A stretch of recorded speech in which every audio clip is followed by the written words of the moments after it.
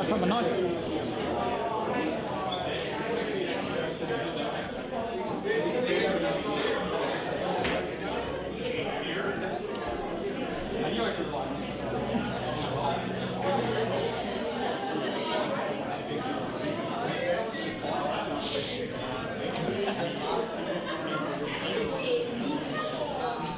Just for a nice scrub.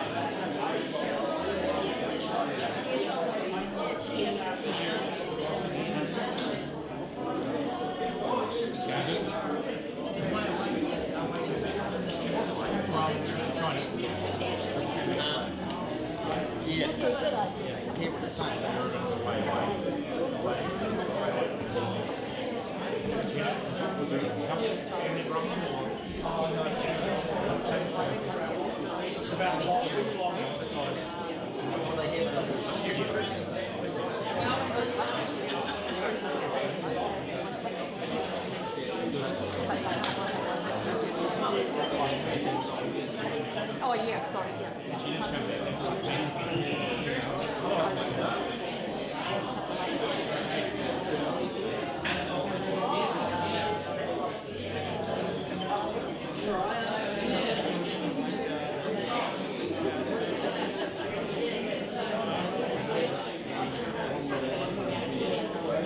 Oh,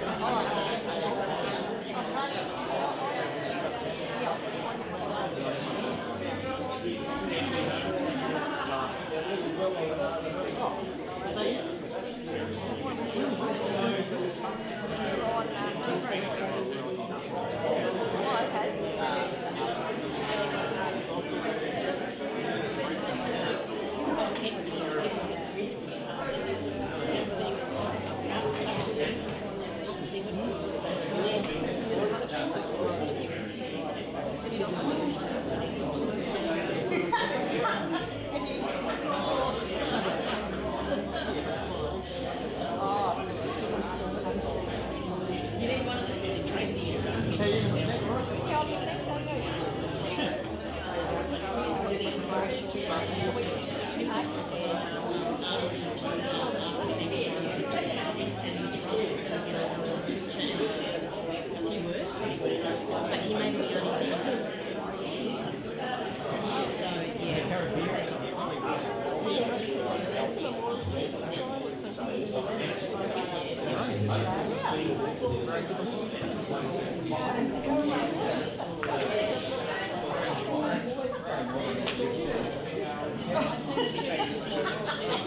be honest,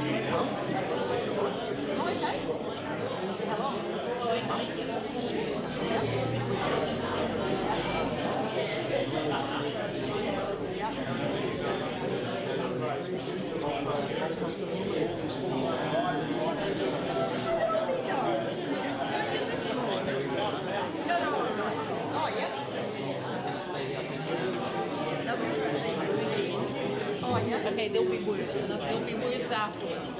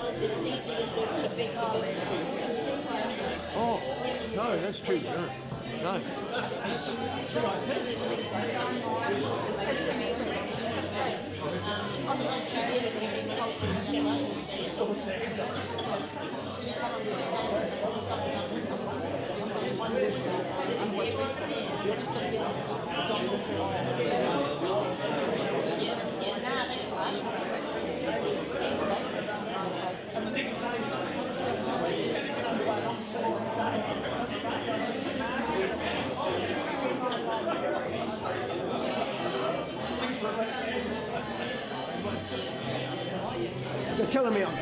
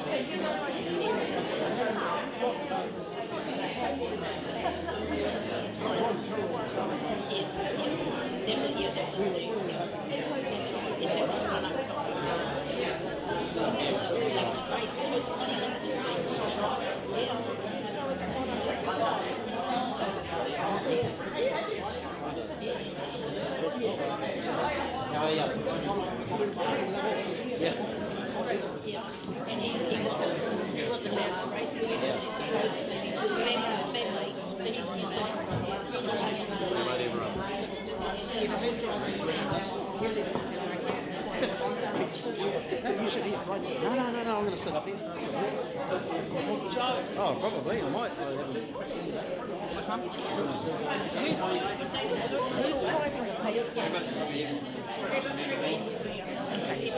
Which one? Which one?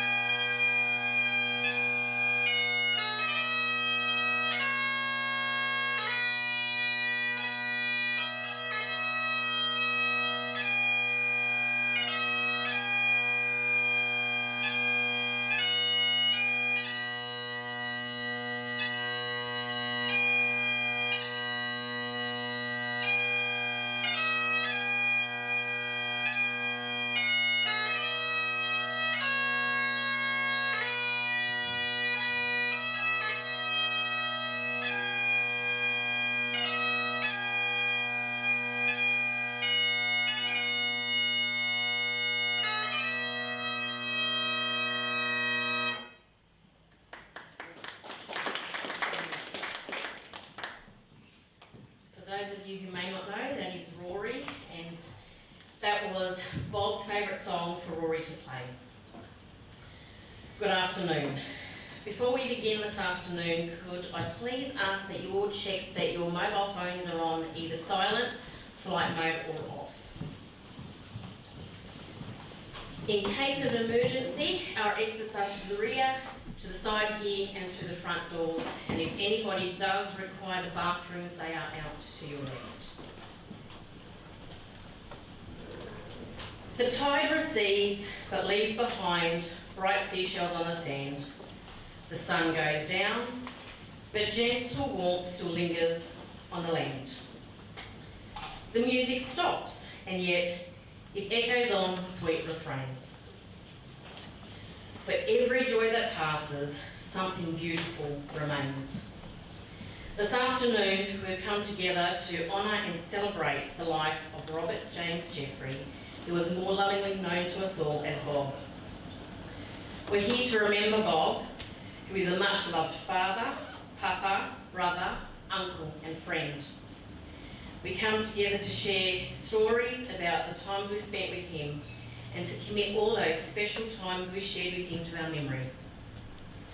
For those of you who may not know me, my name is Christine Necklin, and I'm honoured to officiate today, especially as I've got to know Bob myself personally, so it was a privilege and an honour when Ruth asked that I join celebrating his life today. At the conclusion of Bob's service, he will be taken for his last ride around the hacksaw before going to the cemetery. You are all welcome to join the family at the cemetery and then return here to the RSA for some refreshments, as well as an opportunity to continue sharing your memories. There is a memorial book at the back, so please remember to sign the pages as a lasting reminder for Ruth, Rachel and Rory of your attendance here today as you farewell Bob. As we open the service, I'd like to invite Ruth and Nikki forward to come and light the remembrance candle. And as they're lighting the candle, I'd like you all to think of some memories that you have of Bob.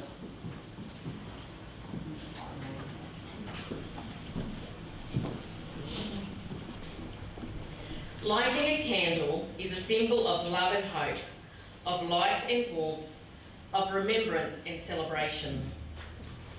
Today, we both remember and celebrate Bob's life, as we also remember those who Bob loved, who have gone on before him. Today, we pause to reflect upon Bob's life and give thanks to him. Give thanks for his life, that he has helped to shape ours through characteristics, as well as the spirit he had that touched the hearts of others. The lighting of this candle may be a reminder of the memories we have and the opportunity to share everlasting impact that Bob has on our lives. At this time, I'm going to invite Ruth forward, who's going to start off one part of Bob's life story. On behalf of the family, I'd like to say thank you. Thank you for coming and celebrating my father's life. Robert James Jeffrey, commonly known as Bob, entered this world on May 16, 1934. Bob was the first son born to James and Phyllis Jeffrey. Both were immigrants from Glasgow, Scotland and Grimsby, England. The family comprised of an older sister, Frances, and two younger siblings, Sonia and Rodney. Two sisters, Frances and Sonia, have preceded Bob in death. Bob's early childhood was like everyone in the late 30s, interrupted by the Second World War. Bob's summers were spent swimming in the Wanganui River up by Mosquito Point with his friends and racing around on their bicycles. On Sundays, he was an altar boy at St. Lawrence's Church in Aramo. Bob was a very inquisitive child, and usually his older sister Frances would be the one to discover his shenanigans and try to cover for him. On one occasion, while Frances was caring for him, he discovered matches and set the dining room curtains alight. Somehow Frank pulled off an excuse that passed muster with his parents. Not to be outdone with his first pyrotechnic display, Bob and his buddy got hold of some matches and cigarettes, and decided to go up the back of Aramo. Unfortunately, the pair were not that great at smoking. It was a hot summer and the dry grass caught fire. The two culprits ran down the hill as the fire brigade was going up. My grandmother commented, "The hill's on fire," and she was met with, "I know nothing." Bob was an average student attending Aramo Primary and then on to Wanganui Technical College. He enjoyed sports and even played a good game of rugby. After high school, he gained a position with the post office in the telegraph department in Wanganui and ended up in Napier, where he joined the Napier Motorcycle Club and began his journey into sidecars. Bob's parents were none too happy to hear he had donned leathers and was leaning out of a sidecar. His mother went to watch him race once at Cemetery Circuit and vowed and declared she would never watch him again. The house rule when visiting Whanganui was the leathers stayed in the laundry room. Mary and his cousin would often repeat the story of Bob taking her for a ride on the bike and scaring her half to death. Bob competed in every road race circuit throughout the North Island, including his hometown Cemetery Circuit. In 1956, Bob and his partner won the New Zealand Sidecar Championship. In typical Bob fashion, he downplayed his achievements.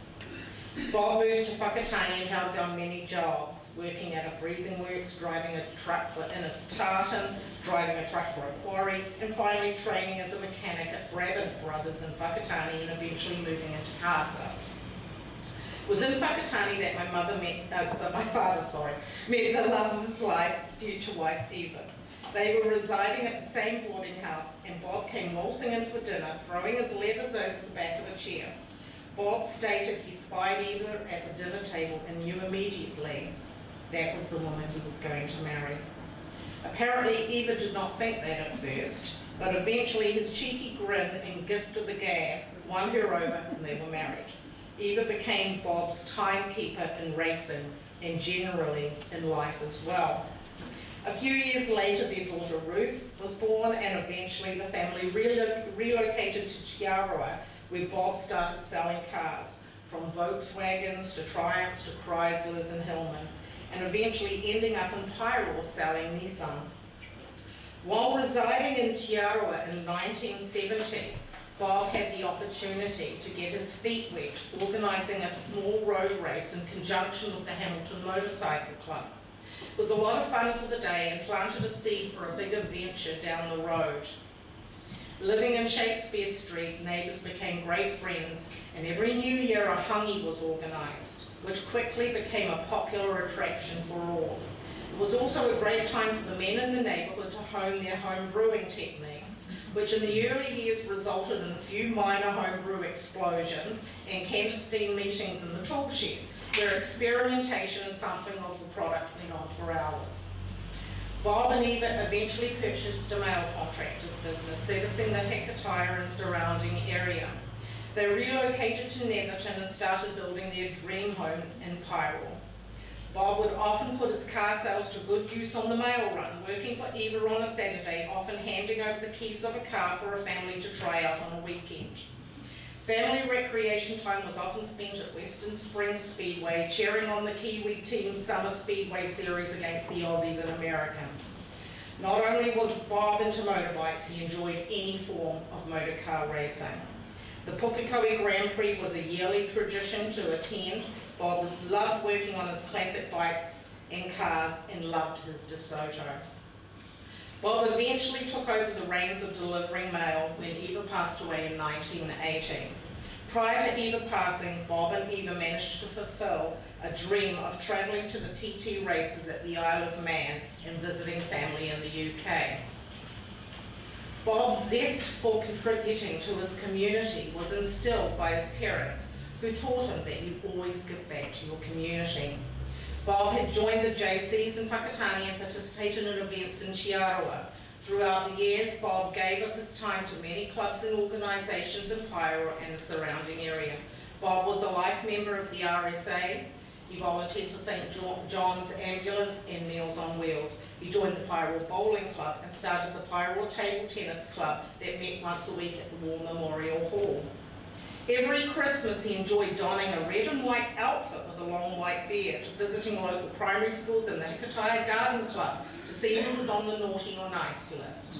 Bob belonged to several classic bike and car clubs, the Usilli's Motorbike Club, the Tauranga Classic Bike Club, the DeSoto and Airflow Car Club, often getting together to ride and raise money for children with disabilities and cancer.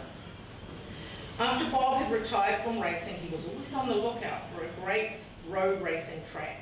When Bob moved to Paeroa, he became very excited and would often bug Eva that he'd found the right racing track. That turned out to be the Hacksaw. When the town needed a kickstart, the idea was pitched and accepted. A committee was formed with great volunteers and friends, and the rest is history.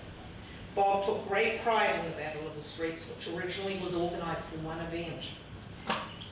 Due to its success and the many hands that stepped in to assist, it had a well-deserved extended run. Bob was especially proud knowing money raised by the event would be ploughed back into the community. After the event, Bob loved to sit and have a cold one and discuss the day's proceedings. Bob was never a giver. Bob was a giver, never a taker, sorry. Sorry, Dad. He was a deeply spiritual man. It gave him great satisfaction to pitch in and help the community. I'm going to carry on. Over 20 years ago, in a conversation that Bob had with Ruth, he discussed his final wishes when he passed. Bob was asked how he would like to be remembered, and his wish was that he could leave a small footprint and people would recognise the joy it is to make a difference. Bob loved his family. He shared a special bond with his sister Fran, was proud of his sister Sonia and her achievements in teaching, and loved spending time with his brother Rodney and his family.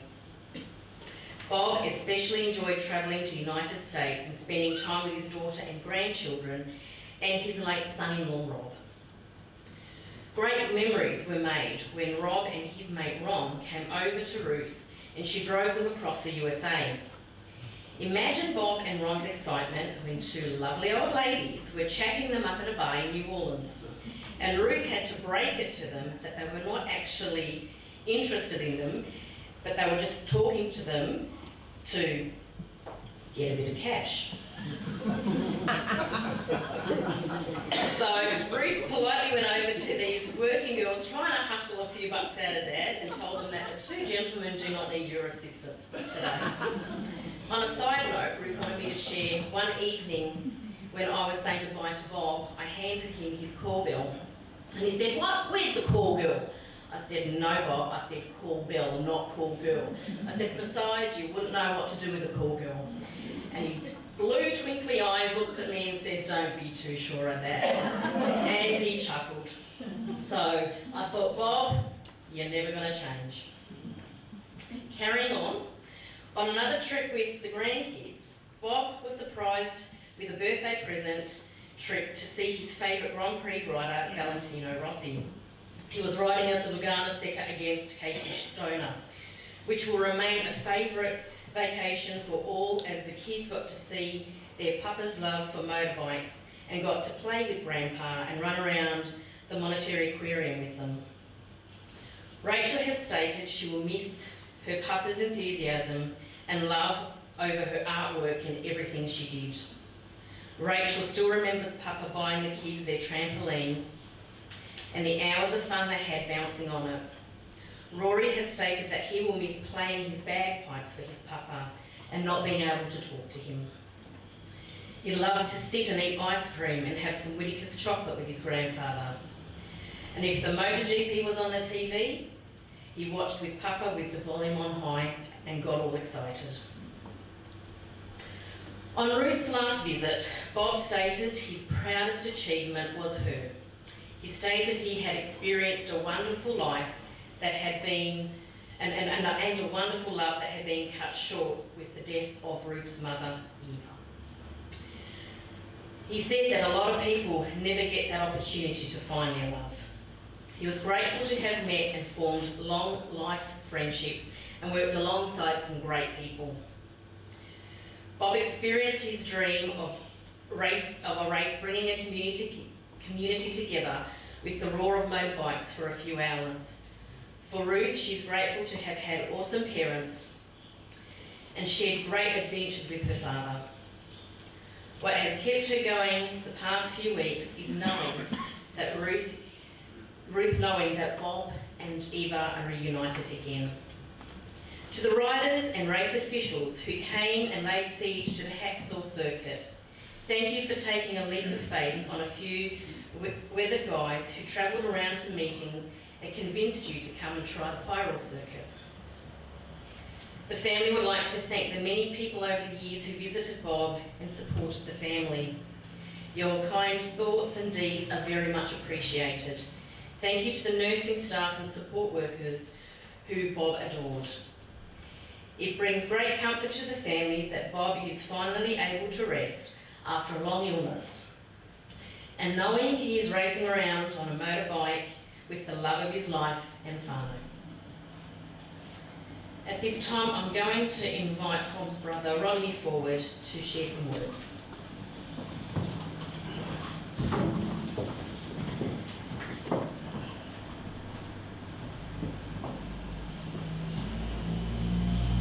Right, I'm going to present a Bible reading, and that's from John 14, verses 1 to 4. Jesus comforts his disciples. Do not let your hearts be troubled. Trust in God. Trust also in me. In my Father's house are many rooms. If it were not so, I would have told you. I am going there to prepare a place for you. And if I go and prepare a place for you, I will come back and take you to be with me. That you also may be where I am. You know the way to the place where I'm going. All right. I'm just going to present some of my recollections of my boyhood with Bob.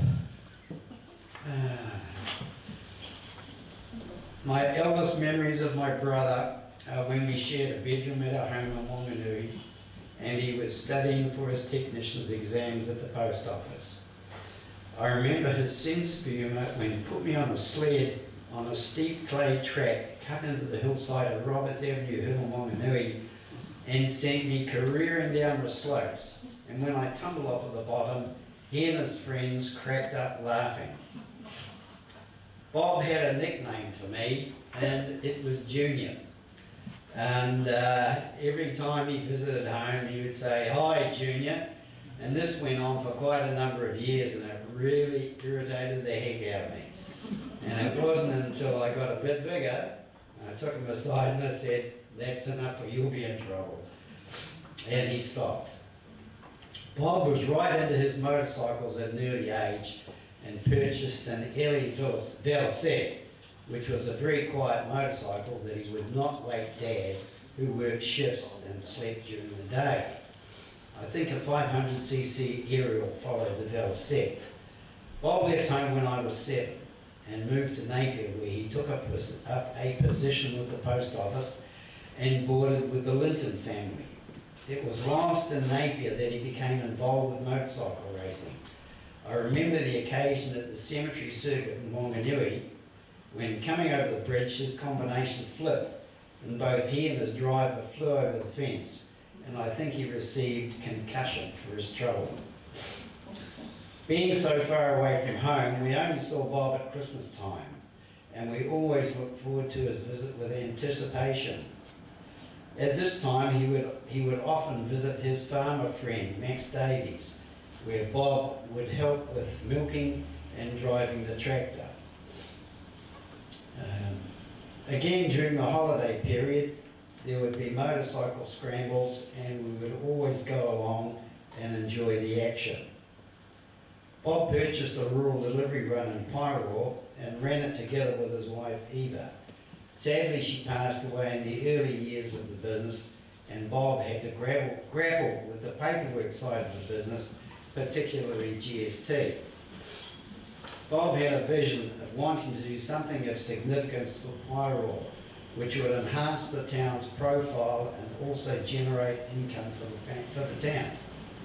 Given his familiarity with the Whanganui Cemetery circuit, he thought something similar would be ideal for Paeroa, and in company with a couple of colleagues, Battle of the Streets was born.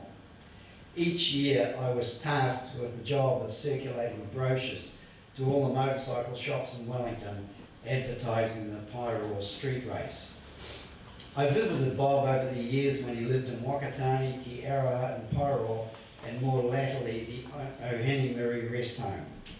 During his time at Ohanimiri there have been ups and downs, but I would like to take this opportunity to express my thanks for the care given by Christine, Wendy, Karen and the Filipino caregivers that we have met. Rest in peace, Bob, you have had a full life.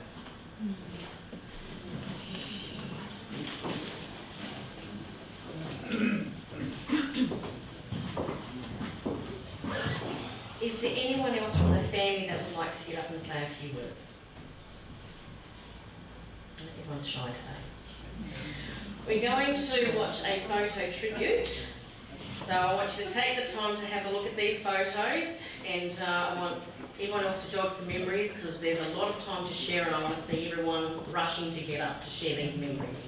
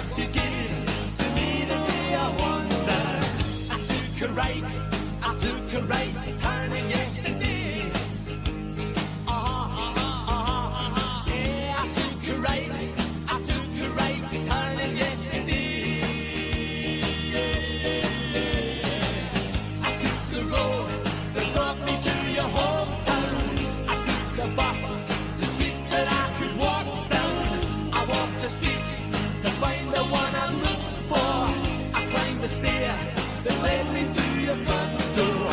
I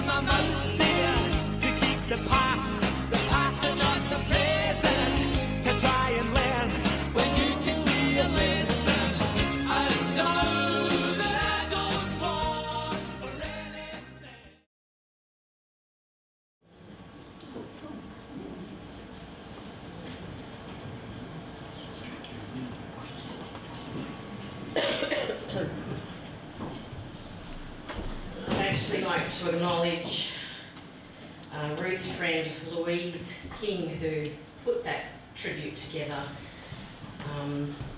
for her before she came over from the States. At this time, I'm going to open up the floor to everyone to come forward and share some stories, memories, or even a reflection of Bob. And I'm going to start off with John from the RSA.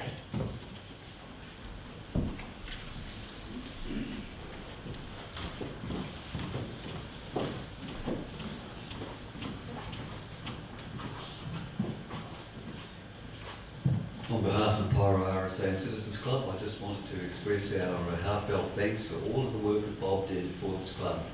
He was a real stalwart of the club, and his little escapade with Shaman Waikato and Colin Lynch and setting up the hacksaw circuit and the races was a huge fundraiser for this club for many, many years. And I believe he also very much enjoyed a good yarn here at the club. He was a little bit before my time, but just to say, I'd like to express our gratitude and our sincere condolences to the family.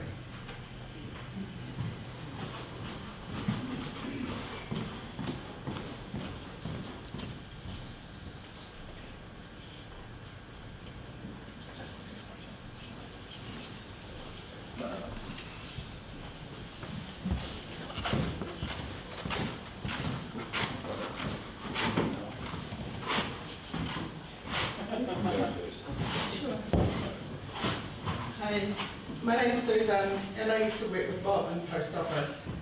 He was a bit of a joker.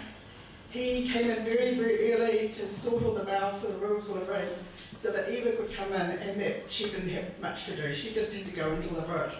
So over the times we had good times.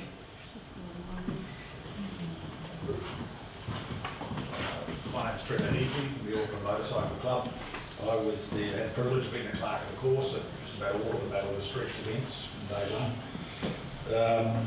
Bob was a very modest man. I knew about his sidecar racing, but I didn't have a clue that he'd ever won a New Zealand championship. Not that it would have changed my opinion on me, he was a good bastard. A bit over 30 years ago, I got a phone call from Colin Lynch, with Bob in the background, giving him a prod, I suspect. They'd been given my name by somebody who will remain thankless, and said, would you come down and run our race meeting for us? And I sort of said, oh, all right, let's have a look at it. A few days later, a video cassette, everybody remember those? A video cassette arrived at my home on the post, another thing we don't very often hear about nowadays. And it was Bob and Colin and Charland, I suspect after a few jars in the RSA, and they decided to send me a video of the circuit they were talking about running. I think they'd had more than a few jars from the tone of the narration, shall we call it. But also the bloody video camera kept auto-focusing on every damn lamppost as they went round the circuit. So talk about feeling slicker at the end of the video. But unfortunately my kids taped over the video, otherwise you could have had it here for old time's sake. But all the way through with all three of them, and all three of them, they couldn't be separated, it was all about what they could do for Paeroa. And that was the only thing they were interested in. Of course it was motorcycle racing, and Bob got off on that, but Colin and Charlotte I don't really give them tinker's toss about motorcycle racing. It was something for the town, and I think they achieved it, because you know the Paeroa model was pretty famous, but I tell you what, Paeroa is world famous for its bloody motorcycle races, and they did it.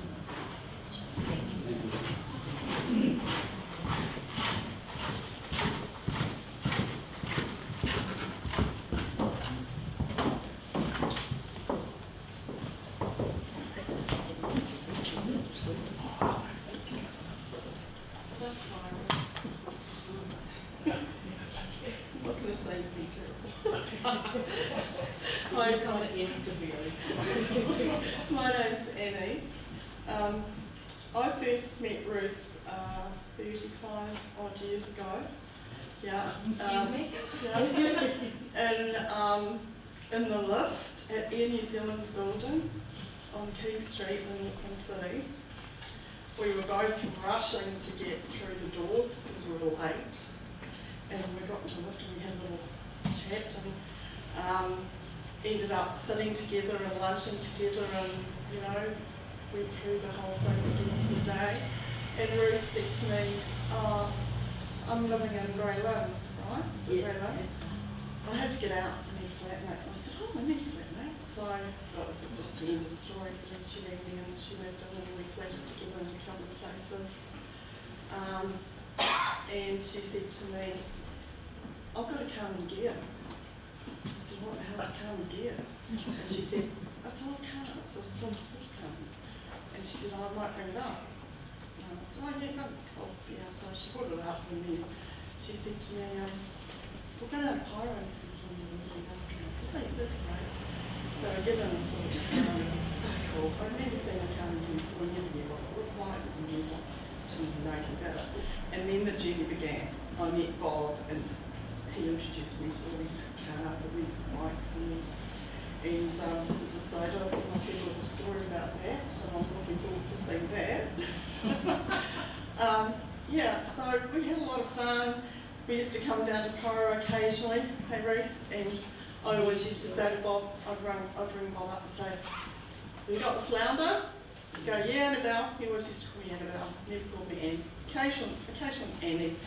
And he'd always say, yeah, we've got the flounder, and I'd say, get plenty of butter, because we got, you know, we want them cooked really well and everything, and he'd say, yep, all good to go. So we come down, we have the flounder, we go to, you know, we go out and do things, we go to Terra, and we have a few bevies here and there, and drink a few wines and get stupid, and he was always a lovely, lovely man, and he just had that twinkle in those blue eyes, and loved you, Ruth, and just, yeah, loved his family. It's been down a long road, but the family has, but rest in peace, I don't know what, you know, long Ruth. I'm going to miss the flounder. So am I. I've been missing the flounder. No one comes to everyone. Good afternoon, everybody. I'm Toby Adams, the current Mayor of the Hauraki District, and my former predecessor, John Tredger, is in the crowd, and he'll be able to share some of these same stories. So I was just trying to reflect back on when I first met Bob, whether it was when I actually joined the committee or when I was on council first. I can't quite remember, but I got the pleasure of being on the committee and serving with Bob, and then being part of the council as it was going through. So the vision that those three men had to put Paeroa on the map with the Haxall circuit was one that's going to stay a legacy for a long, long, long time. You could go anywhere in New Zealand and they'd say, where are you from? And you'd say Paeroa, and they'd say, where's that?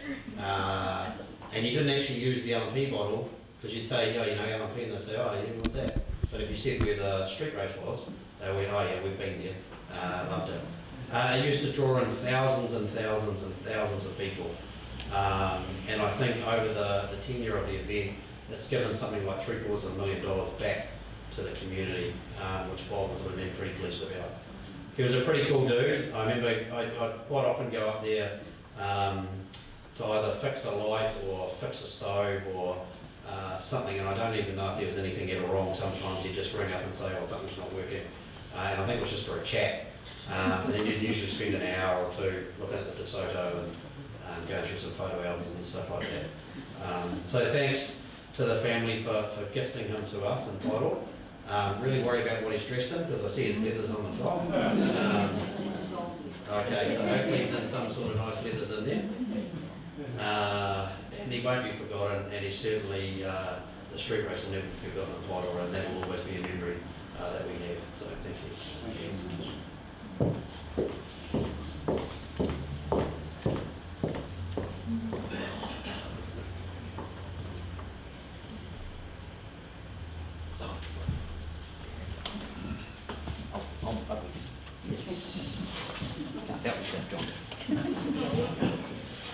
I was going to leave it to the last mayor to talk, and I wasn't going to, but I was mayor, for those that don't know, John Trigger, mayor for 15 years, and 15 years as deputy.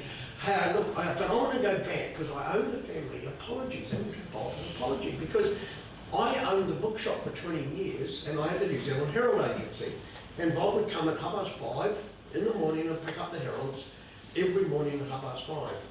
And he went on about this idea of having a track. And I said, seriously?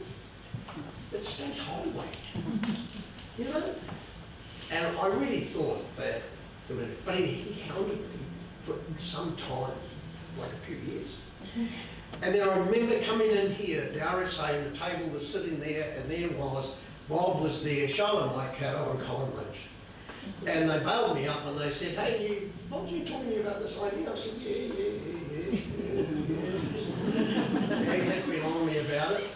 What do you reckon? Oh, I don't know. Anyway, long story short, they got together and thought it was a great idea. I remember Colin coming to see me a couple of days later and saying, what do you reckon? And I said, well, look, why don't you go and have a look at it? I don't know, we got an issue around State Highway, I think, but we can get around that one. I'm sure we can go. So, Bob, I do owe you an apology for not being so enthused by the whole thing in your first start and not where it ended up. I do want to take this opportunity, though. There are a number of people, I'm not going to name them this because I'm going to miss someone out. There's a number of people here that were on that committee that gave an enormous amount of hours over many, many years of that road. And frankly, Bob's leadership, Bob's commitment, he started it, no question, but there's a lot of people in this room that spent a lot of time. I can tell you, I got some of my grey hair around getting consents from council. I remember some of the staff at the time were quite concerned, would be the word, and I won't go on about it, other than to say, I agree with the Mayor. This has actually been incredible for this town of Paeroa. I can assure you that this town was having its difficulties at times. This put it on the map. There is no question.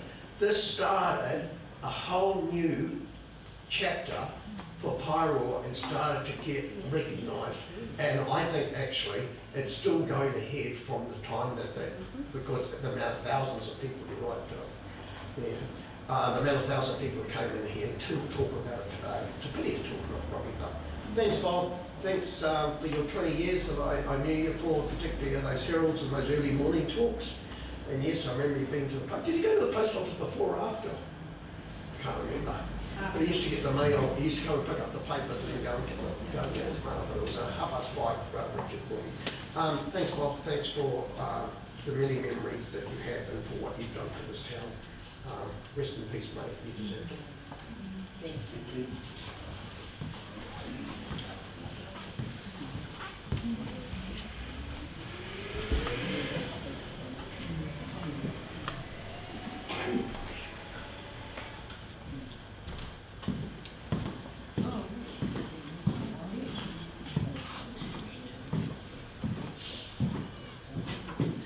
Sir Taylor, I met Bob back about 76. He was one of my first customers that I had. Those days he had the little orange Datsun, which I think he did about 1 million Ks or miles, whichever was at the time. And he came to me and asked me, he said, I've got some rust in the floor pan. He says, do you think you can fix it? I said, well, Bob, I said, that's quite a big job. He said, I don't care. And he said, can you fix it? I said, well, I said, yeah, okay, I'll fix it. So consequently, we started from there. And we went through all the years that he was on the delivery. And he used to come to the workshop many times for afternoon teas and whenever he came back off his run. And he eventually, over the years, got me and some of the boys that worked for me into the workshop there and cutting panels for white race. Well, we cut, and we welded, We made, I don't know how many thousand legs, and Phil Mitchell was another one, whether Phil's here or not today. He ended up by taking over from us, and consequently we got the white race on the go. And I was on the committee at that stage with Colin and the boys. And yeah, a lot of good memories and an old customer of mine from way back. Anyway, Rest in peace, mate. Thank you.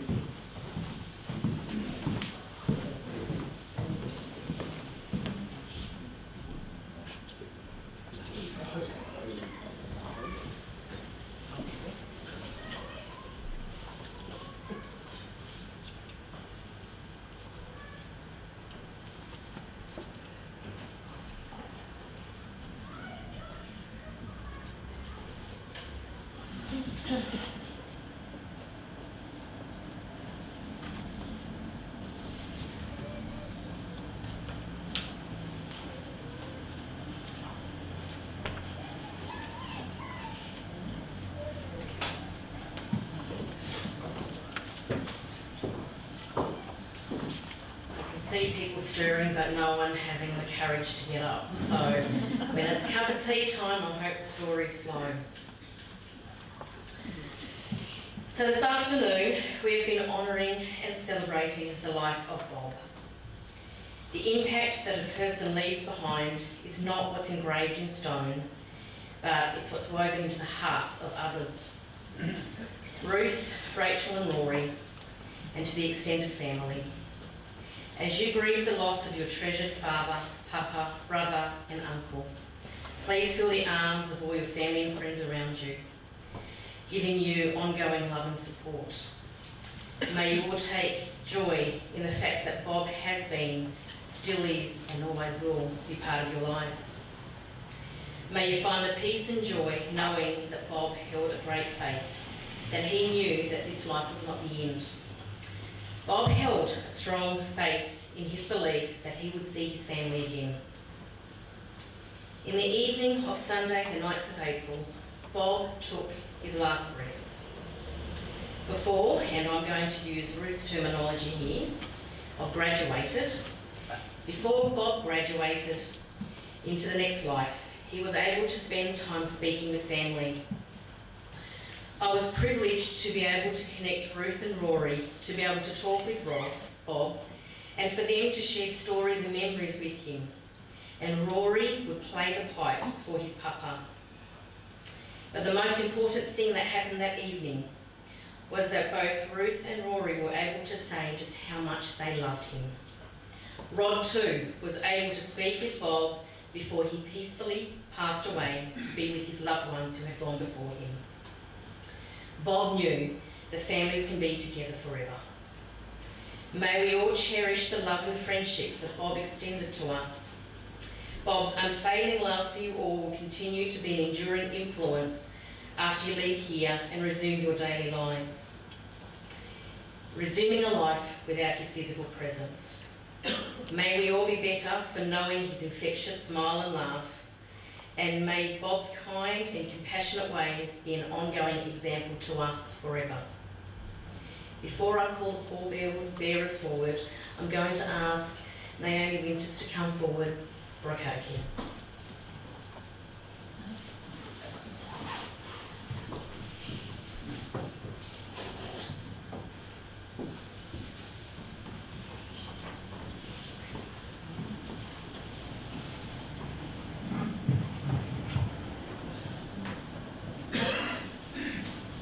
G'day young fella, is what I always said when I walked into Bob's room. I've known old Bob for the last 35, 40 years. As a child, he used to do our mail run around Hikitaya. Only in the last 4 or 5 years that I actually got to know Bob. For those of you that read the post on Paeroa Facebook page, I was the author of that post. To Bob's brother, thank you so much for your reading from John, chapter 14, let not your heart be troubled, is something that Bob would also say, maybe not in those words, for sure. However, I wonder if in pre-closing we can stand and we will recite the Lord's Prayer. As thou hast taught us to say, our Father, who art in heaven, hallowed be thy name. Thy kingdom come, thy will be done on earth as it is in heaven. Give us this day our daily bread, trespasses, as we forgive those who trespass against us. And lead us not into temptation, but deliver us from evil. For thine is the kingdom, the power and the glory, forever and ever. Kia tau kia tātou katoa te atu whai o tō tātou ani kia ihu karaiti me te aroha o te atua. I te whiwhinga tahitanga ki te wairua tapu. Ake, ake, ake, ake. Inu.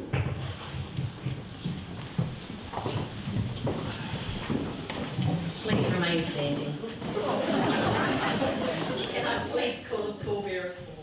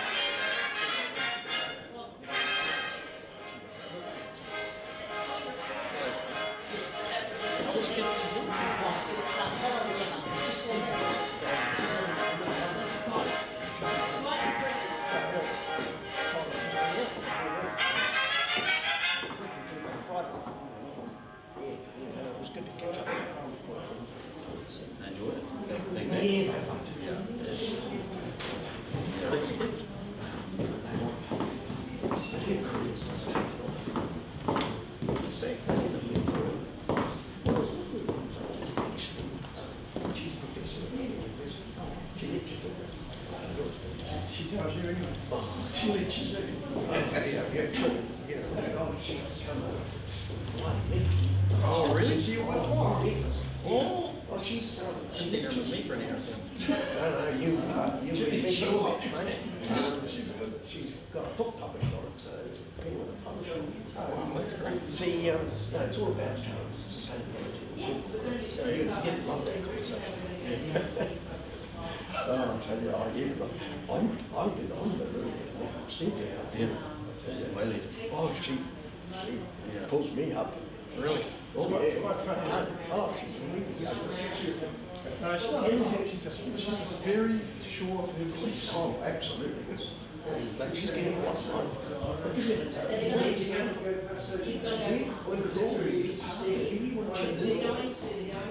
None of us have and three of them were like this is it. This is what I know. How's that? Hey.